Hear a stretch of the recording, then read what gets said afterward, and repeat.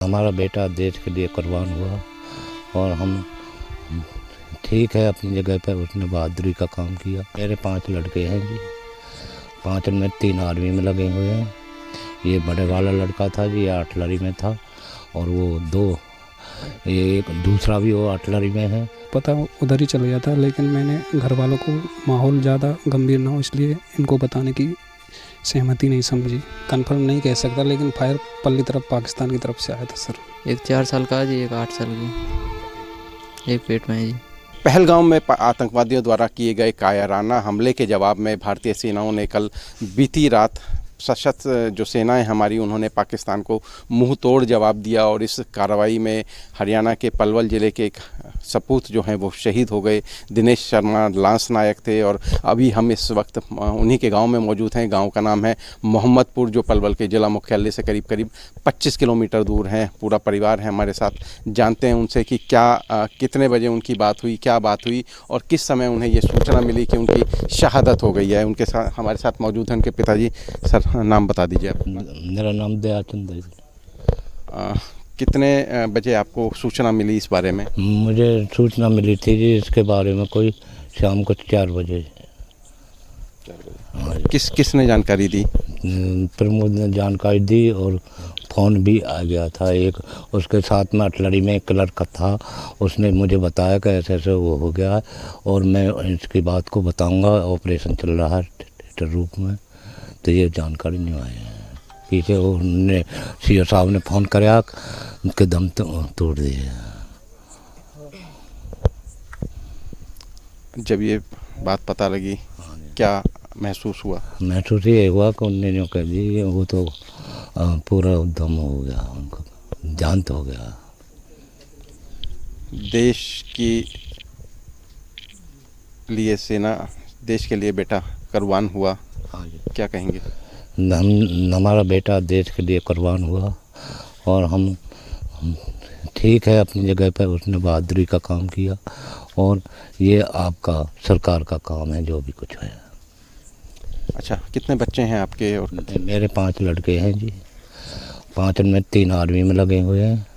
ये बड़े वाला लड़का था जी, ये आर्टिलरी में था, और वो 2 ये एक दूसरा भी वो आर्टिलरी में है, और वो तीसरा जो क्लर्की में वो है वहाँ में क्लर्क लाइन में ही। तो आपके 5 में से 3 बच्चे फ़ौज में थे, जिसमें से अभी एक शहादत हुई है, जो सबसे बड़े बेटे ने आपकी शहादत दी है। तो परिवार में क्या माहौल है इस समय? परिवार में माहौल कुछ नहीं है जी, अपना खाने पीने का यही कमाते थे और ये वो करते थे। अभी 2 भाई उनके पढ़ रहे हैं, वो पढ़ने नौकरी लायक है जी, और आगे सरकार जो देखेगी जैसे उनका वो है। परिवार के और लोग भी हैं, उनसे बात करते हैं। उनके चचेरे भाई हैं हमारे साथ। नाम क्या आप? सर मेरा नाम मुकेश शर्मा है सर। मुकेश, आप भी सेना में हैं? जी सर। छुट्टी पर आए हुए हैं अभी? जस्ट सर मैं इमीडिएटली अभी आज ही पहुंचा हूं सर, 1 घंटे पहले। जैसे ही मेरे को पता चला तुरंत मैं छुट्टी के लिए प्रस्थान किया और शिव साहब के सामने प्रेजेंट। पता तो मेरे को पहले ही चल गया था, मैं मेडिकल लाइन में हूँ तो पता किया था मैंने। ये उधमपुर कमांड में पहुँचे थे तो वहीं पता किया था, तो पता उधर ही चल गया था, लेकिन मैंने घर वालों को माहौल ज़्यादा गंभीर ना हो इसलिए इनको बताने की सहमति नहीं समझी। कहाँ पे अभी पोस्टिंग कहाँ थी इनकी, दिनेश की? ये पूंछ में थे, राजौरी पूंछ में सर, 5 मीडियम में। तो क्या पता लग पाया कि कहाँ किस समय उनकी शहादत हुई या किस समय वो घायल हुए? उस समय परिस्थिति क्या थी? किस पोस्ट मतलब क्या पोजीशन पे संभाले हुए थे वो?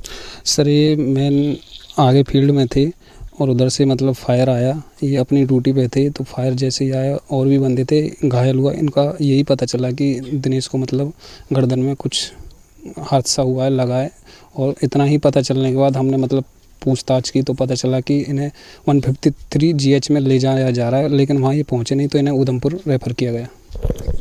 फायर की बात है, फायर क्या किसी स्नाइपर का फायर था? किस चीज़ का फायर था? सर ये तो मेरे को, मैं प्रेजेंट नहीं हूँ, ये तो मैं कंफर्म नहीं कह सकता, लेकिन फायर पल्ली तरफ पाकिस्तान की तरफ से आया था सर। तो ये क्या LOC पर थे? LOC पर थे सर, ये LOC पर थे, पुंछ में बॉर्डर के कत्ते मतलब पास में करीब थे सर। दिनेश के छोटे भाई भी हैं हमारे साथ, बात कर लेते हैं उनसे। क्या नाम है आपका? पुष्पेंद्र जी। पुष्पेंद्र, कब बात हुई थी आखिरी बार? परसों हुई थी जी। परसों बात हुई थी। क्या राजी खुशी या कुछ और भी बात हुई? कुछ नहीं, बोल रहे थे भाभी आ रही है, उनको ले आना जाके वैसे। अच्छा। ऐसे यही हुई थी। तो फिर ये सूचना कितने बजे मिली आपको कि भाई शहीद हो गए? ये तो 9 बजे मिली थी सुबह। सुबह 9 बजे। कहाँ से? सेना से?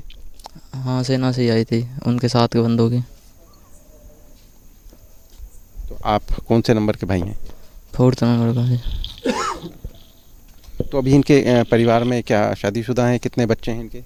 वो 2 बच्चे हैं सर उनके। हाँ जी, एक लड़का एक लड़की। कितनी उम्र है इनकी बच्चों की? एक 4 साल का है जी, एक 8 साल की। एक पेट में है जी। मतलब 2 बच्चे हैं, एक बेटी 8 साल की है, बच्चा 4 साल का है और पत्नी प्रेग्नेंट है अभी। एक और सज्जन है हमारे साथ जिनसे उनकी आखिरी वक्त जब वो मोर्चे पर जा रहे थे उस समय बात हुई थी, उनके घनिष्ठ दोस्त हैं। बात कर लेते हैं उनसे। जी प्रमोद, कब बात हुई, क्या बात हुई, कितने बजे बात हुई? शाम को 10:30 बजे बात हुई थी सर मेरी। कल रात को? कल रात को। ठीक है। वही राजी खुशी बात डेली वेज होती है हमारी, कल भी हुई थी। यही बोल रहे थे ऐसे कि मिशन पे जा रहे हैं हम, और जो भी बात है मैं बता दूंगा, आर पार की होगी। मिशन सारा रखा हुआ है। मैंने वो बोला था उससे, मैंने ठीक है तो अपना काम कर, कल सुबह बात करते हैं। बस इतनी बात हुई थी उस टाइम। तो लगा था ऐसा कि अब आखिरी बार बात हो रही है? नहीं, ऐसा कुछ नहीं है। डेली वेज बॉर्डर पे थे, डेली वेज होती थी, ऐसी कोई बात ही नहीं थी। तो ज़्यादा लंबे समय बात नहीं हुई? बता। बातचीत सर डेली होती थी, दिन में 2-3 बार तो बात होती थी वहाँ, क्योंकि LOC पे थे। ऐसा कोई वो ही नहीं था कि ऐसा हो जाएगा उसके साथ। तो कितने समय से इनकी वहाँ पोस्टिंग थी? 2 साल से थी, 2 साल से प्लस थी। 2 साल से LOC पर ही थे ये? जी। और चीज़ें शांति प्रिय थी, कोई दिक्कत नहीं? कोई दिक्कत नहीं थी सर। अभी जो ये हमला हुआ था उसी जब से थोड़ा बिगड़ा हुआ था माहौल। अच्छा, जब 10:30 बजे बात हुई आपकी, उसके बाद आपने कहा कि ठीक है, उसके बाद फिर क्या दोबारा कॉल आया था आपके? हाँ, सुबह 4 बजे कॉल आई थी सर उसकी, 4:05 पे। दिनेश की? दिनेश की। ठीक है, क्या बात हुई तब? मैं उठाने पर मैंने बैक कॉल भी करी थी तो खाली हेलो की आवाज़ आई, उसके बाद कोई संपर्क नहीं हुआ। फिर सुबह 7 बजे 6:30 बजे संपर्क हुआ था। मैंने बोला था और सर क्या हाल है, तो दूसरे बंदे ने साथ के ने फ़ोन उठाया उसका कि ऐसे ऐसे बात हो गई है कि दिनेश की गर्दन में चोट है, तो उसे ट्रीटमेंट दे रहे हैं अभी। मैंने बोला था कि कोई वैसी बात तो नहीं है, वो नहीं, ऐसी कोई बात नहीं है, ट्रीटमेंट चल रहा, सब ठीक है। गले में चोट लगने की बात थी, क्या क्या लगा था? पता लग पाया कि किस चीज़ का छर्रा था या क्या था? ये बता रहे थे स्प्लेंडर था कोई, जो गोले से निकलता है, वो लगा था गर्दन में, जो सांस की नली है वो डैमेज हुई है उसकी। जब आखिरी बार आपने हेलो सुना तो क्या परेशान दिखे थे या दिखा कुछ ऐसा? नहीं सर, महसूस तो नहीं हुआ सर, क्योंकि मैं 3 बजे ही सोया था, गाड़ी से आया था दिल्ली से ही, ऐसा कुछ नहीं था। दोस्त से आखिरी बार, परिवार में किसी से बात नहीं हुई, सिर्फ आपसे आखिरी बार बात हुई? हाँ सर, परिवार में एक टाइम फ़ोन नहीं आता था, पर मेरे पास ज़रूर आता था उसका फ़ोन। कितने समय से दोस्ती थी? 2014 से दोस्ती थी हमारी। क्या साथ पढ़ते थे, साथ रहते थे, पड़ोसी थे, क्या किस तरह से दोस्ती थी? ऐसे ही गांव बस्ती से ही हुई थी। पढ़ते थे नहीं, छोटा था मेरे से, छोटे भाई के साथ पढ़ता था वो। लेकिन दोस्ती आपसे ज़्यादा थी? दोस्ती के मुझसे थी। देश के लिए सबसे बड़ी शहादत थी, क्या कहेंगे? पूरा गांव हम देख रहे हैं, यहाँ मौजूद है इस समय, रात के 11 बज रहे हैं, लेकिन क्योंकि आमतौर पर गांव में लोग जल्दी सो जाते हैं, लेकिन यहाँ छोटा गांव होने के बावजूद लोग जमा हुए हैं। उसने सर ये जो